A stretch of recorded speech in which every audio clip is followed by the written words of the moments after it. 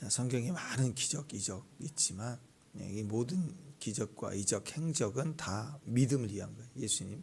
그래서 우리가 성경을 부르는 말 자체가 구약, 신약, 구언약, 신언약 다 약속이다. 사랑의 약속이다. 사랑의 약속은 살아있죠. 자, 내일 저녁에 밥 먹자. 그럼 오늘 약속하는 순간 내일까지 살아있는 거예요. 약속은 계속. 그리고 성취됨도 그 약속의 스토리로 남지 않습니까? 자, 그래서 믿음이라는 거죠. 결국 믿기 위함이다. 그리고 믿었어, 이제 믿었다, 땡이 아니. 믿음은 살아있기 때문에 그 이름을 왜 약속하시면 또 그 이름을 힘입으면 반드시 된다는 거예요. 근데 하나님의 약속은 우리의 영원, 영생까지 포함되어 있기 때문에 영원토록 우리는 생명을 얻게 합니다. 생명을 얻고 더 풍성히 얻게 한다는 거예요. 항상 믿음을 통해서 힘을 얻어라. 그래서 오늘 이제 대표 주자가 나오죠. 예수님 부활하신 이유도 믿음을 위한 거예요. 약속의 성취. 그게 완전히 끝났다.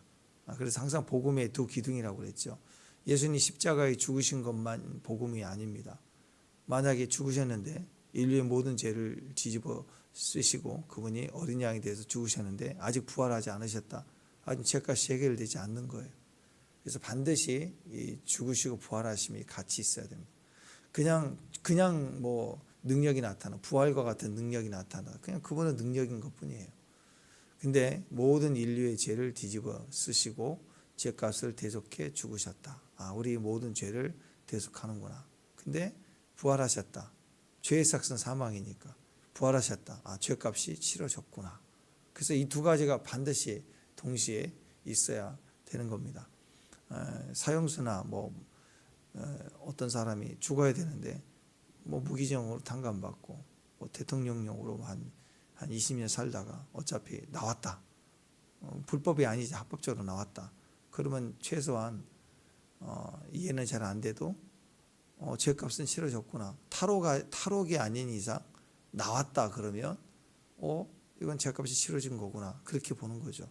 마찬가지입니다. 사흘 만에 예수님이 부활하신 것은 우리의 모든 죄가 값을 치러졌다라는 증거입니다. 반드시 부활이 있어야 됩니다. 우리 신앙도 마찬가지. 예수님 십자가를 바라보고 그래서 우리 죄가 우리 허물이 다 주님께로 십자가로 갔다. 이거 믿어야 되고 동시에 십자가를 바라보면 이제 십자가를 통해서 하나님의 모든 용서와 또 그분의 은혜와 도움이 우리에게 온다.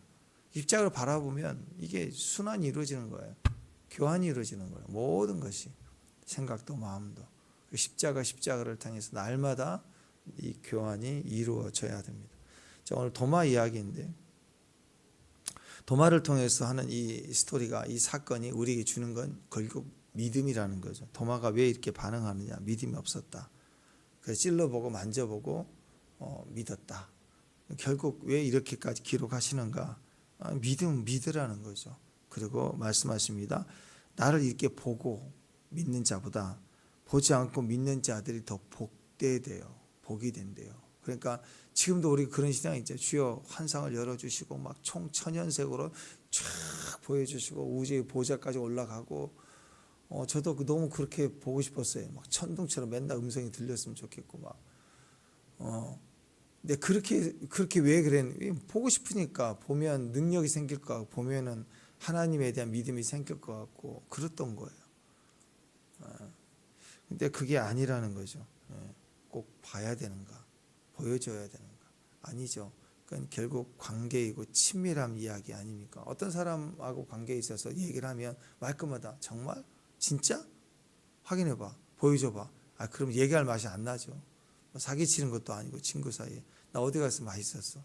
진짜? 사진 찍었어? 맨날 이런 식이면 그 다음부터 얘기 안 하고 싶죠. 안 그래요? 또 얼마 한 5만 원 빌리는데 차용증 써 보자. 간직하고 나는 똑바른 게 좋아. 바르게 할 거야. 그러면 그럴 수도 있죠. 그럴 수도 있는데 그렇게 늘 확인 그러면 철저하게 한다 그러면 좀 불편하지 않을까요? 그러니까 진짜 친한 사이에서는 믿어지는 거죠. 다른 사람이 증명해서 내가 보여줄게. 그래도 아니 괜찮아. 있을 때 줘. 뭐 그럴 수도 있잖아요. 그런 마음이 친밀함에서 나오는 거 아니에요. 친밀함. 원칙적이다.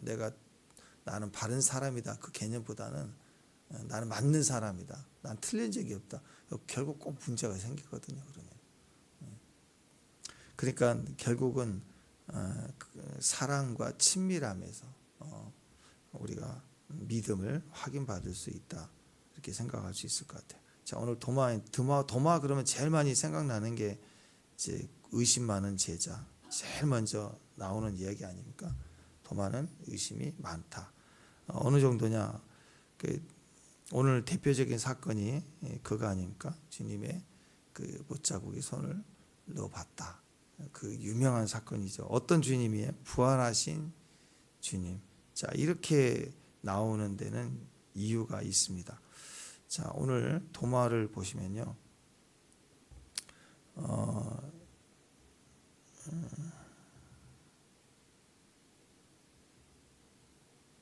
자, 24절 한번 보실까요? 24절 한번 읽어보십시다. 24절 시작.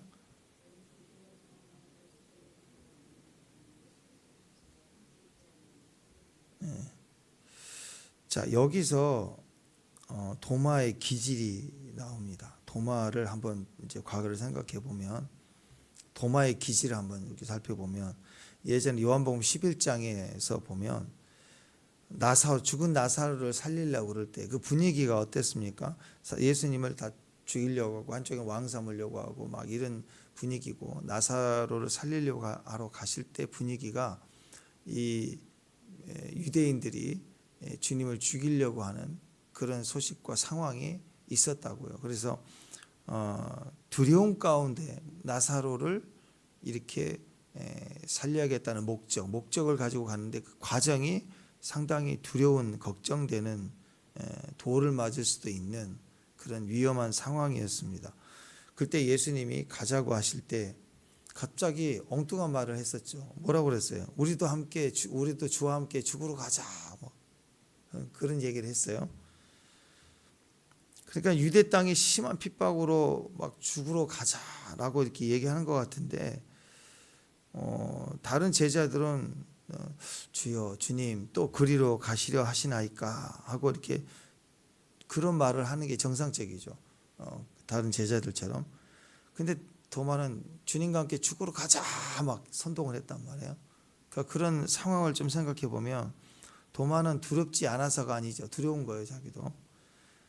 또 에스더와 같이 죽으면 죽으리라 진짜 그런 마음이 있었는가? 오히려 그런 마음이 있는 사람들은 비장한 각오를 하기 때문에 그렇게 막 선동하고 떠버리고 그렇지는 않죠. 그렇다고 해서 어떤 난관이나 역경 가운데서 주님과 함께라면 언제든지 통과할 수 있다라는 그런 어떤 확고한 믿음이 있었었냐? 또 그것도 아닌 거예요. 가벼운 거예요. 그냥 뭐가 가냐면 뇌가 없는 사람. 너무 심하게 얘기했는지 모르지만 생각 없이 막 떠드는 말, 별 도움도 안 되는 말. 그게 정의로운 것 같은데 맞는 것 같은데 별 가치도 없는. 그러니까 가볍게 이렇게 생각이 깊지 않고 가벼운 거죠. 근데 나이가 어리거나 그러면 재미는 있죠. 분위기 메이커상. 그냥 무슨 골목대장 애들 하면서 야 싸우러 가자 막 이런 거 웃기잖아요. 그런 개념에 뭐 영웅주의 놀이도 아니고 근데 이제 나이가 드신 분들이 또 충분히 어떤 역할을 하는 사람들 모임에서 이런 말을 하면 좀 주변이 순식간 썰렁해지죠.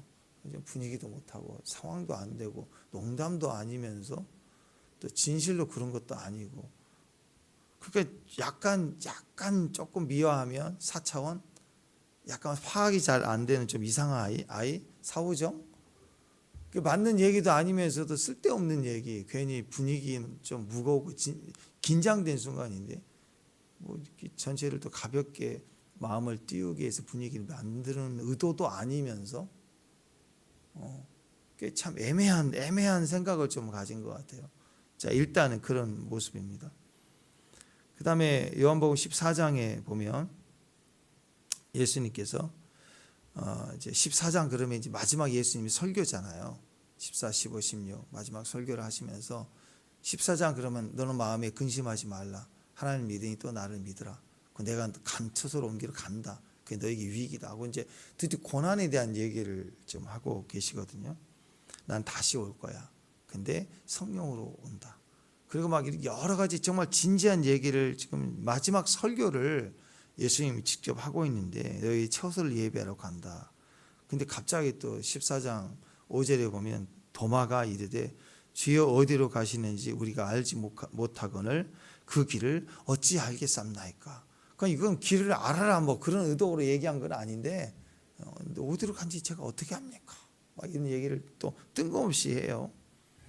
내가 처소를 예비한 이후에 다시 올 때 그때는 내가 어디로 가는지 그 길을 너희가 알 거야.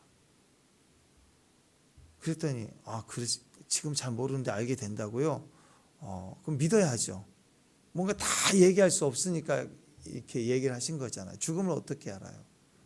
그렇지만 돌아올 때는 성령으로 알게 하실 거고 밝히 알게 될 거고 내 길도 너희가 갈 것이고 다 주님이 그런 관점에서 지금 책임을 지고 가시는 일을 얘기를 하고 있다고. 그랬더니 이유는 너희가 알 거야. 그랬더니 갑자기 도마가 연구처럼 잘 모르겠는데요. 잘 모르겠는데요. 주께서 어디로 가시는지 그 길도 모르겠는데요. 또 이렇게 얘기를 한다고요. 그러니까 도마를 그 순간 그 도마를 보고 그 유명한 말씀을 하시는 거예요. 내가 길이요 진리요 생명이니 나로 말미암지 않고서는 아버지께 올 자가 없느니라 하고 좀 애매한 것 같지만 그게 맞는 이야기를 하는 그냥 길이야. 뭘 알아서 가는 게 아니고 그냥 길이라고. 아이들이 부모 손잡고 갈 때 길을 알아야 돼요. 알려줘야 가는 거예요. 길이니까 하는 거잖아요. 인도함을 우리는 인도함을 받는다는 뜻이에요. 목자가 양이 목자의 음성을 듣고 그 길을 가기만 하면 돼요. 길을 알려줄 필요도 없고 알 필요도 없어요. 양은 자기 생각만 하고 멀리도 못 봐요. 자기 앞에 있는 것만 보인다고. 낭떠러지다 그래도 떨어진다고 그 앞에 계속 간다고. 그게 불러야 돼요. 가만히 있어 이리 와 해줘야 된다고. 양들은 멀리 못 보니까 낭떠러지가 있다고 그래도 기어이 간다고. 그래서 음성을 부르면 목자를 향해서 온다는. 그렇게 해서 우리는 인도함을 받는 자들이지 뭘 아는 자들이 아니. 판단하고 또 뭔가를 결정하고 그럴 능력이 우리에게는 없다라는 거예요. 그래서 주님이 또 얘기해. 뭐 하려고 하지 말고 그냥 믿어. 믿는다는 거 뭐야? 내가 길이야, 진리야, 생명이야. 내가 창문이야. 밖을 봐. 그리고 음성을 듣고. 그래서 소원이 생기면 잘하면 나와. 그럼 이름을 부를 때 나오란 소리죠. 아가서에도 나오고 요한계시록에 나오잖아요. 음성이 들리는데 못 나와요. 우리는 내 생각에, 마음에, 과거의 트라우마에 익숙해진 것에 지식에 갇혀 있으면 방 안에서 못 나오는 거예요. 근데 자꾸 밖을 봐야 돼요. 자꾸 빛이 임하고 봄이네, 이제 꽃이 피네. 또 창문을 열었더니 꽃향기가 있네, 사람 소리가 들리네. 이렇게 방 안에 있으면 하나도 들리지 않는 소리가 들리네. 그리고 나의 이름을 불러주네. 이러면서 궁금해지고 그리고 나가고 싶은 마음이 생기고 그리고 직접 내 이름 불러주니까 나가게 되는 거 아니에요. 창문도 없는 방이다. 평생 그게 다 한 줄 안다. 우리 태어날 때부터 창문이 없는 방 안에서만 자랐다. 혹시 그러면 그게 온 세상이잖아요. 세상 전부인 줄 알잖아요. 그게 인생인 줄 알잖아요. 그래서 자꾸 성경을 보고 약속의 말씀으로 들려주고 그리고 내 생각과 부딪혀오면서 생각을 변화시키고 그 음성이 주는 걸 듣고 그러면 그게 어떤 교훈과 이야기가 아니라 사랑의 음성이구나. 그리고 알려지는 거예요. 점점점 그래서 믿어지게 되고 인도함을 받게 되고 그러면서 우리가 나오게 되는 거예요. 주님은 문을 부시고 나오지 않아요. 문을 부셔뜨리고 나오라고 하시진 않죠. 우리가 인격이니까. 그래서 자꾸 창문으로 봐야 내가 길이요 진리의 생명이다. 그러면 잘 모르면 도와주세요. 저의 믿음이 없습니다. 그러나 저는 믿기를 원합니다. 그 아이의 그 불에 들어갔던 아이의 그 넘어졌던 아이의 아버지처럼 믿음이 없으면 믿음 없는 걸 도와주세요라고 하는 것이 사실 맞지요. 근데 도마는 엉뚱한 저는 모르겠는데요. 그 진지한 설교를 들으면서 난 모르겠는데요. 그러고 있다고. 그러니까 좀 맹해요. 약간 맹하고 엉뚱한 질문, 전혀 상관없는 이상한 질문을 하면서 또 그게 또 악한 의도냐, 또 그건 또 아니면서 또 가끔씩 맹한 소리가 전체에 또 이렇게 유익을 주기도 해요. 우리가 궁금했던 이런 과에 속한 사람들이 또 우리 속에 있는 엉뚱한 것을 대변해서 질문을 해줬지 않습니까? 그래서 어쨌든 결과적으로는 내가 길이요 진리요 생명이니 이 엄청난 이야기를 또 우리에게 남기고 듣게 하시는 또 어떤 계기가 되긴 해요. 근데 보면은 영향가가 없고 쓸데없는 이야기 같은 그런 얘기를 합니다. 교회 안에서도 보면요, 어떤 분들은 굳이 얘기 안 해도 알아서 잘 알아듣는 분들이 있어요. 그래서 그 역할을 말없이 하는 분들도 있습니다. 근데 어떤 부분은 아무리 얘기를 해도 잘 못 알아듣는 분이 있어요. 들은 척해요. 또 아는 척하는데 보면 몰라요. 아는 척하는데 보니까 몰라요. 참 답답할 때가 있어요. 물론 그런 분보다는 도마가 나아요. 왜냐하면 아는 척을 안 하니까. 그냥 도마는 물어보잖아. 엉뚱해도 그냥 도마 입장에서는 악한 의도로 뭐 유다처럼 한마디도 안 하지만 모든 나쁜 계획을 다 갖고 행동하는 사람이 있는가 하면 유다는 스스로는 제일 똑똑하죠.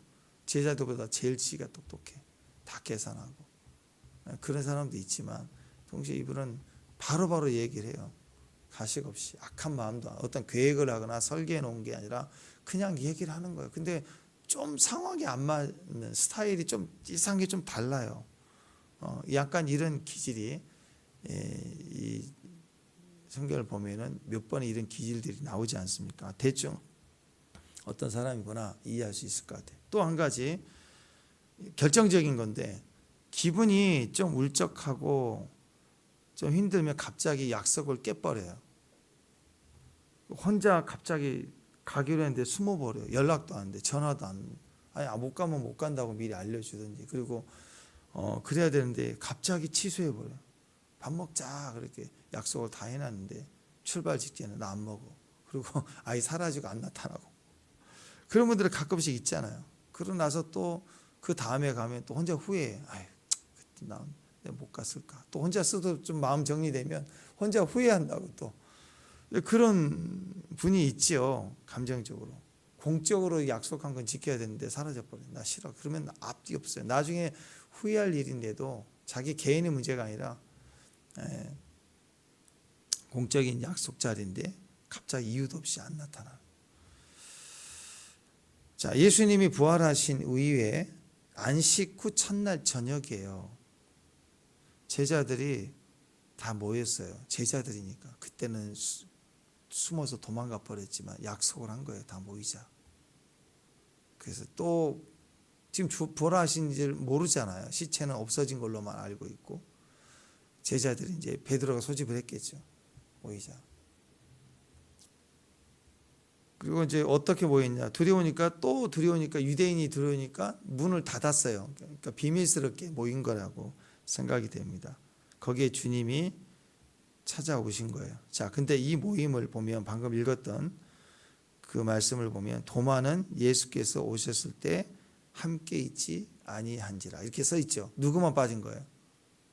도마만 빠진 거예요. 그러니까 이 모임은 그냥 어떤 상황에 도마가 늦을 때 주님이 계신 게 아니고 의도적으로 얘기를 한 거예요. 그래서 이 모임이 어떤 모임이냐? 아무래도 주님이 안식 후 첫날 바로 베드로가 이 전 사건에 요한과 가서 무덤을 확인했지만 없었어요. 그러니까 그냥 돌아왔어요. 그 사이에 마리아는 예수님 부활을 경험을 했고 그리고 요한과 베드로는 그냥 집에 와서 이거 어떻게 하지? 제자들하고 한번 얘기를 해봐야겠다. 수습을 하려고 모이라 아마 했던 것 같아요. 그날 저녁에 다 모였어요. 근데 안 모였어요. 누가? 도마만 안 모인 거예요. 이건 의도적으로 안 모인 거라고. 의도적으로 오기 싫은 거예요. 왜 그럴까?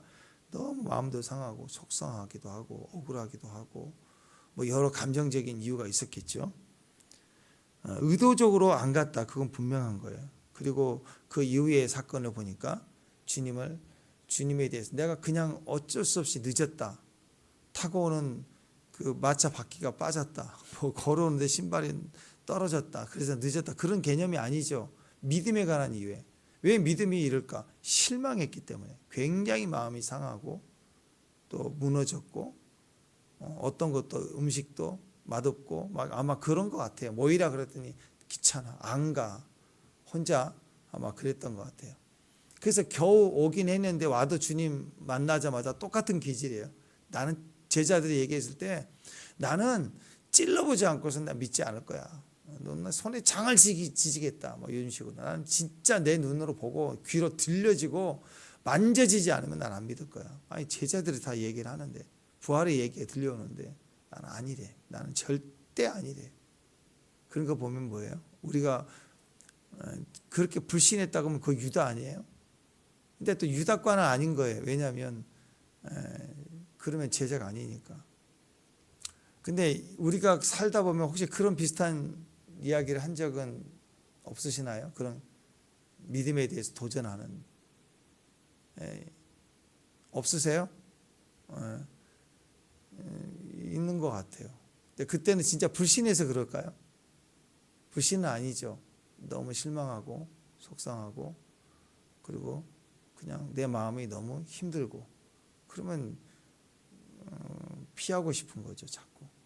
아마 도마는 아마 그런 상황이 아닌가 싶어요. 그러니까 내가 봐야 된다. 25절에 다른 제자들이 그에게 이르되 우리가 주를 보았다. 우리를 보았다. 그랬더니 그래? 그래야 되는데 뭐라고 얘기해? 내가 그의 손에 못자국을 보고 손가락을 직접 찔러보고 눌러보고 옆구리까지 생각을 해요. 또 물과 피를 쏟았다 창에 찔렀다 그랬으니까 그걸 보지 않고서 내가 믿지 않는다라고 제자들이 또 윽박질러. 그거 보니까 이 감정 처리나 상황이 아직도 해결도 안 되고 남들은 다 맞다고 하니까 내가 직접 확인하지 않고서는 안 믿을 거야. 내가 봐야 돼 하고 막 또 강하게 부정을 해요. 그때라도 그래? 진짜? 내가 잘못 생각했나? 너 어떻게 주님 오셨는데 내가 그 자리에 못 갔네. 내 감정 때문에 그랬는데. 아유 이 바보야. 막 그것도 아니고 거기에다가 또 강한 부정을 두 번째예요. 두 번 부정을 해요. 모이라 할 때도 안 모이고 두 번째 그거 아니야. 진짜 주님이었어. 그러면 또 믿어야 되는데 또 강한 부정을 합니다. 그러니까 도마 그러면 어떻게 있어야 될 자리에 감정이 나서면 빠져버리는 거, 안 해버리는 거. 감정의 주인이면 일을 틀어버리고 약속도 깨버리고 안 나타나고 전화도 안 받고 굳이 찾아가서 얘기하면 그랬어 미안하다 나는 이랬거든 이렇게 얘기하지 않고 또 궁지에 딱 몰리면 또 강한 부정으로 내가 직접 보지 않고서 안 믿을 거야 이런 얘기를 한다라는 거죠.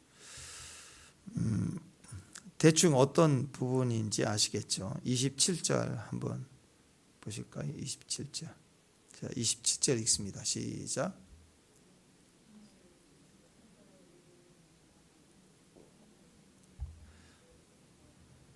자, 믿는 자가 되라. 자, 예수님이 그 얘기를 다 듣고 계셨어요. 그러니까 엉뚱한 도마의 이야기를 주님은 아시고 이 제자들이 예수님이 부활하셨음을 알렸을 때 내가 찔러보지 않고서 믿지 않겠다라고 얘기하는 장면을 주님은 그 장소에 없었지만 주님은 도마를 다 지켜보고 있어요. 금성. 그래서 주님은 도마를 만나자마자 제일 먼저 하시는 일이 예수님이 없을 때 도마가 제자들에게 했던 이야기를 다 듣고 계셨기 때문에 찔러보라 하고 직접 허락을 하십니다. 그걸 통해서 뭘 할 수 있습니까? 예수님은 우리가 하는 이야기, 혼자 녹두리처럼 툭툭 던지는 이야기, 혼잣말 이야기, 상황의 이야기, 불신의 이야기, 의심의 이야기 다 들으세요. 없는 것 같아도 다 들으세요. 그리고 그 들으신 대로 그대로 다 해주세요. 왜 그럴까? 믿으라고. 제발 이렇게 해서라도 믿으라고. 믿음을 위한 것입니다. 그러니까 우리가 우리 입에 대한 책임을 져야 됩니다. 두려운 이야기예요. 근데 이게 기회가 되는 그런 이야기가 됩니다. 잠언 18장 20절 21절에도 사람은 입에서 나오는 열매로 말미암아 배부르게 되나니 그의 입술에서 나는 것으로 말미암아 만족하게 된다. 뭐 어떤 만족이 있느냐? 죽고 사는 것은 혀의 권세, 힘에 달렸나니 혀를 쓰기 좋아하는 자는 혀의 열매를 먹는다. 죽는 말을 자꾸 혀에다 하면 죽음으로 배가 부르게 되는데 죽는다는 소리예요. 배부르면 해가 죽음이 찬다는 거죠. 열매를 먹으니까 죽음의 열매, 사망에 속한 열매들을 계속 먹다가 결국 죽는다. 사는 말을 하면 그 혀에 힘이 있어서 살게 된다. 그렇게 얘기를 합니다. 결국 뒤집어서 얘기하면 우리 입에 결정이 나는 것 같지만 사실은 들으시는 하나님 때문에 하나님은 우리 입술의 고백대로 들으시는 거 역사해 주신다. 역사하는 하나님이시다. 그러니까 뒤집어서 얘기하면 우리는 항상 그런 믿음 가져야 돼. 얼마 전에 얘기했죠. 항상 삶 속에서도 아빠가 반갑네. 그런 거예요. 삶 속에. 아빠를 발견하면 친구로 밥 먹다가도 아빠가 발견되면 아빠 여기 왔네? 아빠 여기서 만났네? 그 의도는 뭐예요? 나 갈게? 그 얘기 아니에요? 그죠? 예. 책임져요. 아빠가 왔네요. 뭐 그런 거 아닌가요? 그 정도로 삶 속에서 우리가 하나님을 이렇게 인식하고 이해하고 가까워야 되는 거죠. 그런 관계에서 기도의 응답이나 상황이 열리게 되는 겁니다. 그래서 살려주세요, 건져주세요, 길을 열어주세요. 우리가 순간 힘들 때마다 엉뚱한 얘기하지 말고 밑도 끝도 없는 이야기하지 말고 그냥 하나님을 신뢰하는 옆에 느껴지고 옆에 계신 것처럼 말을 하는 거예요. 자꾸 그 훈련도 그것도 훈련입니다. 훈련을 해야 돼요. 기도는 삶 속에서 끊임없이 또 얘기하고 또 얘기하고 해야 돼요. 우리가 매일매일 주님 앞에서 한 3시간씩 기도하고 그리고 평소에 삶에서는 입에서는 툭툭 이상한 우리가 죽으러 가자 막 이런 소리 나고 있고 삐지면 안 나타나고 그럼 그 기도의 연속성이 있겠어요? 현장에 믿음의 힘이 있겠냐고요. 그냥 기도한다 그러면 기도 시간에는 열심히 해. 근데 현장에서는 그냥 엉뚱한 이야기를 하고 그러면 그 혀의 권세가 어떻게 되겠어요? 근데 우리 주님을 보시면 주님은 항상 이제 여러 모습으로 우리에게 다가오시지만 가장 이 땅에 육신을 입고 오신 예수님의 모습은 그 자체가 육신을 입고 오셨다는 것 자체가 말씀인데 신뢰하는 말씀인데 우리의 모양으로 우리의 피부로 우리가 인식할 수 있는 우리의 언어를 사용하며 문자를 사용하시면서 우리가 만나 주심은 믿음이에요. 믿기 위함이다. 우리는 믿게 하기 위해서 이 땅에 오신 거예요. 우리 언어를 사용하시고 우리와 같이 말하시고 죄는 없으시면 죄가 되신 이유는 우리가 듣질 않으니까 믿질 않으니까 하나님이 우리에게 믿음을 주시기 위해서 오신 거다. 결국 우리는 끝까지 예수님은 이 상황, 이 모든 성경 모든 말씀은 우리로 믿게 하기 위함이다. 믿게 하기 위함이다. 목적이 그겁니다. 그리고 다시 도마를 통해서 우리가 듣게 되는 황금률은 보지 않고 믿는 자가 복되다. 그 얘기를 합니다. 꼭 보여지는 친구 안 보여줘도 됐어. 네 말이면 되지. 그 정도면 복이 의미하는 건 뭘까요? 친밀함이죠. 친밀함.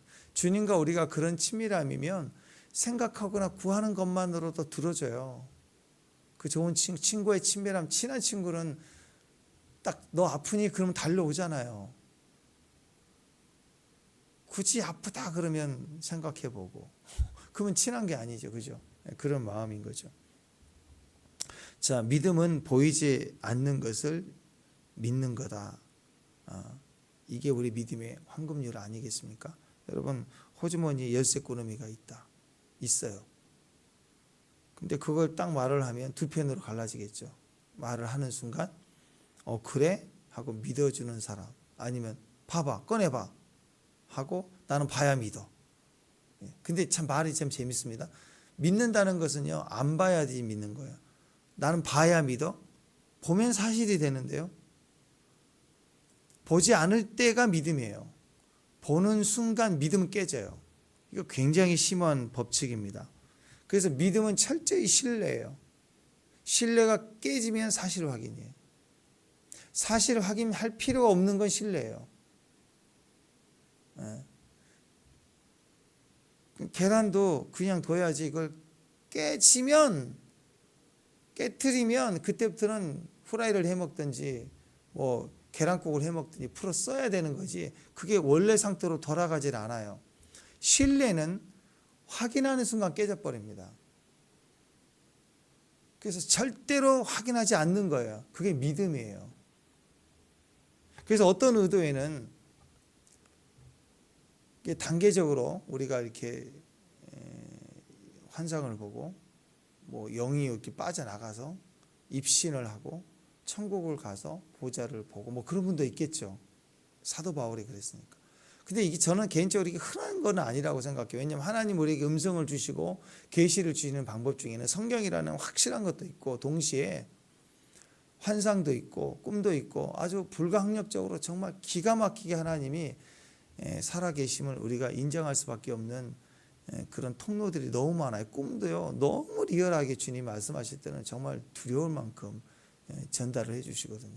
충분하다고 생각해요. 그런데 사명을 다 감당하기까지는 우리 영혼이 육신 안에 있어야 되는 게 원칙인데 어떤 사람을 죽음이라는 상태로 두고 영을 빼가지고 우주까지 넘어서 정말 보좌에까지 보고 뭔가 주셨다. 근데 그 정도면 보통 메시지 아니에요. 주님은 메시지 없는 일을 하신 적이 없거든요.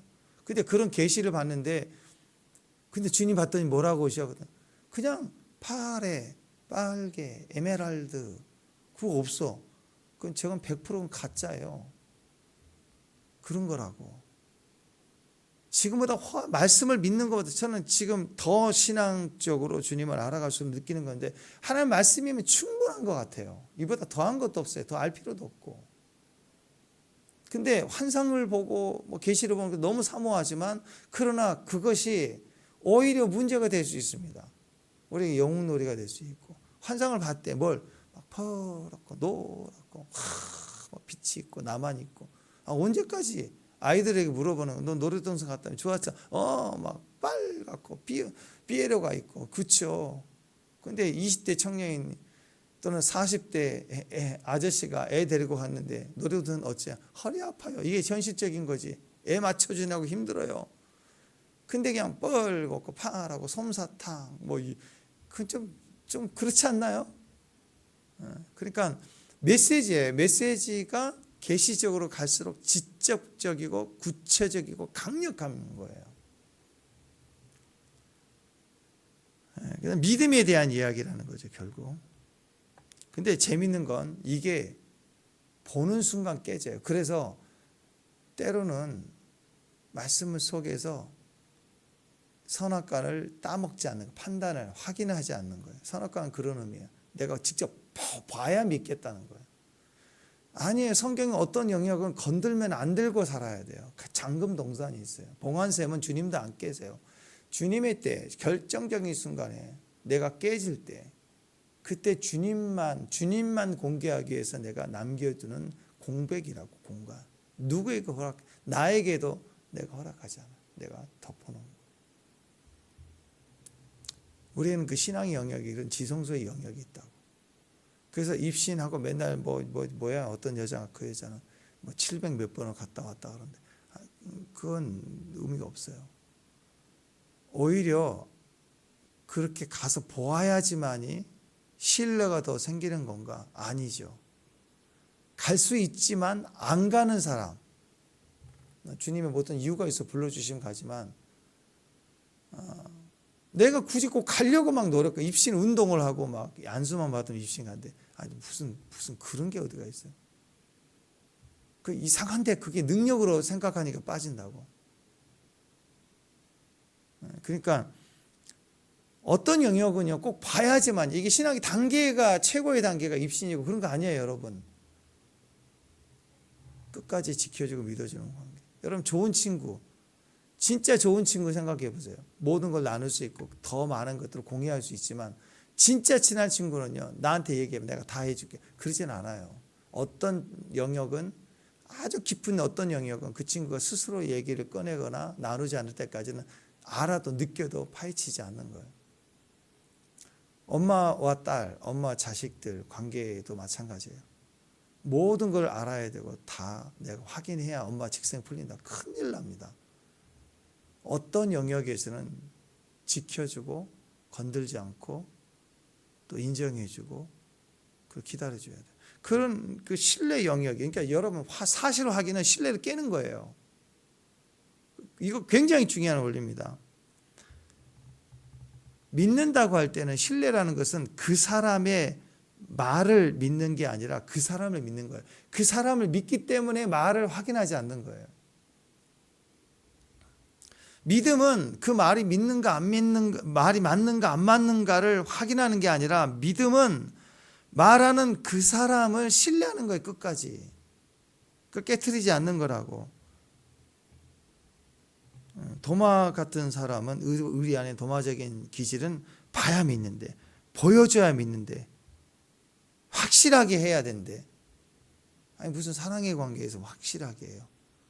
자, 가장 수준이 높은 아빠, 그 다음에 이제 갓 태어난 아이 수준이 제일 낮죠. 아우 나는 저 사람하고 수준 떨어서 얘기를 못 하겠대. 아니 보면 같은 직장 같은 일을 하는 사람이 무슨 수준을 따져요. 그 사람이 그 사람이지. 근데 저 사람하고는 내가 수준 떨어서 얘기를 못 하겠대. 그런 분들 있잖아요. 근데 생각해 보세요. 수준이 제일 높은 아빠, 막 태어난 갓난아 수준이 제일 낮아. 그럼 커뮤니케이션이 안 돼요? 되죠? 커뮤니케이션은 사실 확인이 아니에요. 능력이야, 자격증이 아니에요. 커뮤니케이션은 아무리 수준이 달라도 얘기가 안 통해도 사랑이에요, 생명이에요. 신뢰만 형성되면 얼마든지 대화돼요. 그래서 우리가 수준이 떨어져도 하나님 우리가 대화해 줄 수 있는 거라고. 신뢰하니까, 사랑하니까. 근데 그 엄청난 하나님 앞에 서가지고 난 찔러보면 알겠다. 대화가 안 되는 거예요. 이러면 주님이 그러면 찔러봐라. 그 하긴 이유는 뭐야? 신뢰와 커뮤니케이션의 시작은 신뢰이기 때문에 믿어라고. 믿음을 위해서 주님이 도마에게 그 일을 하게 하시는 거예요. 자, 정리합니다. 가정에서 남편의 휴대폰, 아이들의 일기장, 그거 보면 돼야 안 돼요? 그거 보면 안 돼요. 뭐하러 봐요, 그걸? 이게 법적으로 문제가 된다 그런 뜻을 얘기하는 영적인 얘기를 하는 거예요. 잘 들으십시오. 보기를 원하는 거, 보기를 원하는 거. 그때 보기를 원할 때 오히려 안 봐야 돼요. 그래야 신뢰가 유지가 돼요. 근데 좀 의심이 들어. 얘가 무슨 생각을 해? 학교에서 막 고민을 썼을까? 그러면 이 아이의 내면을 이해하기 위해서, 내면 상태를 알기 위해서 얘 일기가 막 나는 누가 싫어 막 그런 이런 걸 보는 순간요, 아이를 신뢰하고 믿어주는 것이 다 깨집니다. 신뢰관계, 선생님의 관계도 깨지고 다 깨져 이제 내가 나서야 되는 거예요. 이걸. 그걸 보지 않고 이 문제라고 느껴지는 것을 주님 앞에 가져와서 기도하면서 내 믿음으로 반응하는 것들이 절대적 내가 주님과의 신뢰관계로 깊이 들어가면서 환경을, 가정을, 아이를 움직이시는 주님의 뜻과 계획들이 더 커지는 거라고. 근데 이걸 확인하는 거예요. 그리고 치유와 회복 과정에서도요, 그걸 인내하고 이 분위기를 맞춰서 아이가 따뜻한 과정에서 엄마에게 울면서라도 자기 마음을 얘기해. 그게 문제가 됐다면 얘기를 할 때부터 치유가 일어나는 거예요. 근데 그걸 엄마가 계란을 깨버리는 거예요. 아유, 달걀이 알에서 새가 꿈틀거릴 때 깨주면 그 새 죽는다며요. 그걸 자기 힘으로 깨고 나오면서 이 근육과 면역이 생기는 건데 그거 불쌍해. 그래서 우리 후라이를 너무 잘 먹어. 탁 깨가지고 애를 새끼 병아리를 옮겨놓고 얘가 그냥 힘없이 면역이 약해서 그냥 죽는데요. 자기가 나와야 된다는 거야. 알을 깨트려주면 안 된다는 거야. 아이를 돕는다고 하는 게 아이를 망치는다고 다그치고 왜 얘기 안 해? 엄마가 얘기할 건데 막 이렇게 나서면 아이는 또 다른 내면의 여러 마음들이 있는데 이걸 기회를 주지 않고 스스로 얘기할 그런 인격을 대하지 않을 때 파괴되기 시작하는 게 똑같아요. 그 남편을 자꾸 확인하려고 하는 여자들, 그 다음에 아이들을 자꾸 확인하려고 하는 것들, 확인하는 순간요 깨져요. 문제가 있으면 있다, 그래, 그럴 줄 알았어, 자의식이 하늘까지 올라갑니다. 그 다음에 판단의 칼을 들고 막 선생님, 학교 막 찔러대고 이상한 여자가 돼버리는 거예요.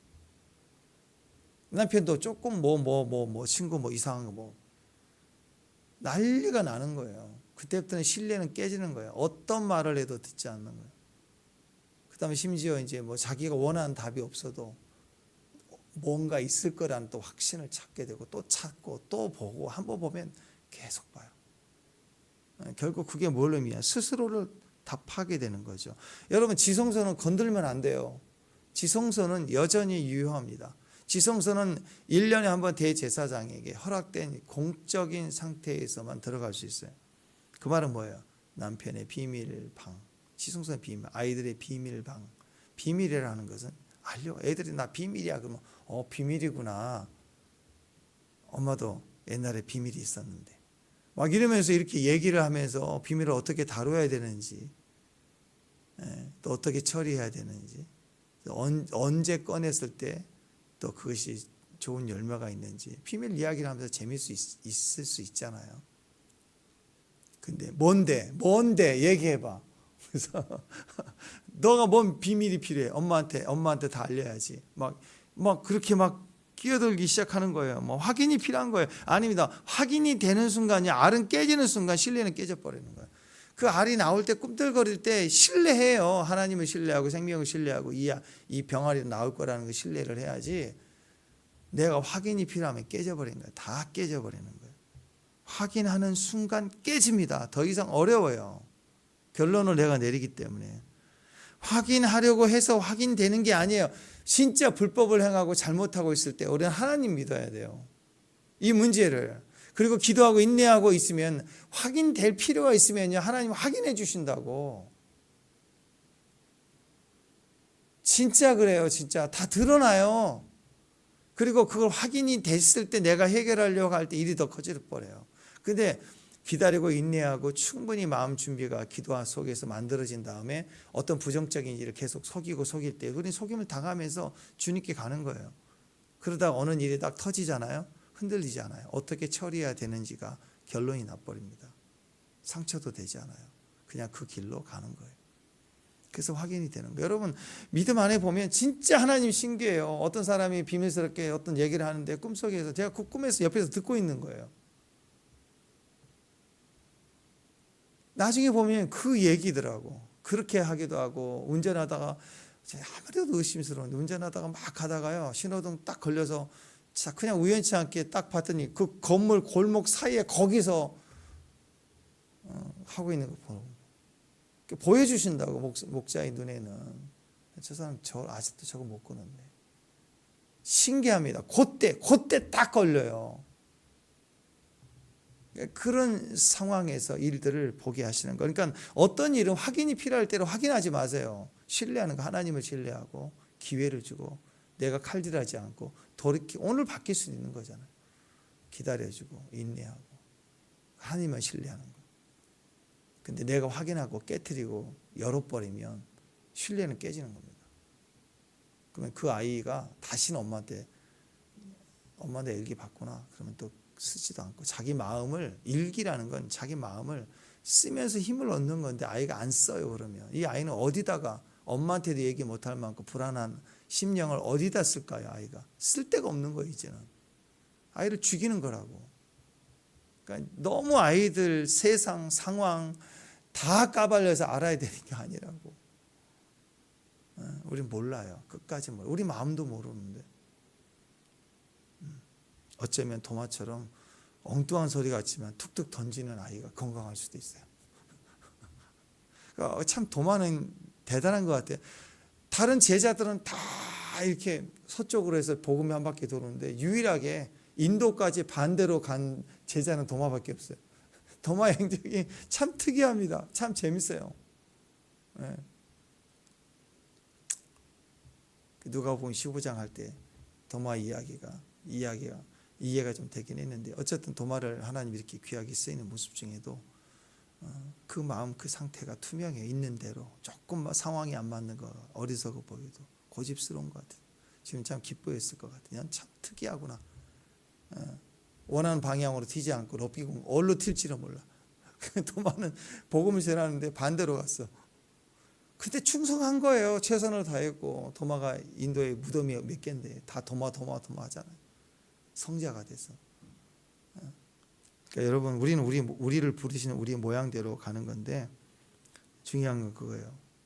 이제는 저는 이 사건 이후로 도마가 확인하는 건 깨졌다고 저는 봐요. 믿어주는 거, 보지 않고 믿는 자. 얼마나 이 말씀이 길이요 진리요 생명이요, 철저하게 보지 않고 믿는 자가 진짜 복이라는 메시지가 가장 강력하게 남은 사람이 누굴까요? 도마라고 생각합니다. 그러니까 여러분 우리 삶에서도요 확인이 되어집니다. 계시는 알아져요. 그 막 알려고 막 파헤치고 눈으로 꼭 봐야 되고 절대 그런 거 아니에요. 그 아이하고 숨바꼭질 할 때 재밌잖아요. 우리 예린이 정도 될 때 숨바꼭질이 재밌는 것 같아요. 집에서도 안방, 뭐 침대 밑에 다 보일 만큼 숨어도 재밌어요. 그래야 숨바꼭질이 재밌지. 다 보인다, 다 보인다. 거기 있잖아. 그러면 얘가 무슨 숨바꼭질이에요? 주눅 들지. 안 그래요? 우리가 숨어봐야 주님이 다 하시는데 기다려 주시잖아요. 하나님 우리 마음을 난도질하지 않잖아요. 다 아시지만 한 번도 확인하지 않잖아요. 그냥 그랬구나 하고 확인해 주잖아요. 와서 만져봐. 오자마자 만져봐. 다 늘어졌지만 때가 되면 빛이 임하고 우리는 다 알게 돼요. 그러니까 하나님과의 그 신뢰적 관계를 지켜나가는 저와 여러분 다 알아야지 되는 게 아닙니다. 확인이 될 때까지 믿고 신뢰하고 꾸준히 지나갈 수 있는 저와 믿음이 되기를 바랍니다. 기도하겠습니다. 하나님 믿음에 대해서 확신하자 하고 믿음을 깨는 우리의 이런 어리석음이 절대적 신뢰로 끝까지 주님과 동행하는 믿음의 축복 또 길, 진리, 생명의 여정이 될 수 있도록 주여 도와주옵소서. 예수님 이름으로 기도합니다.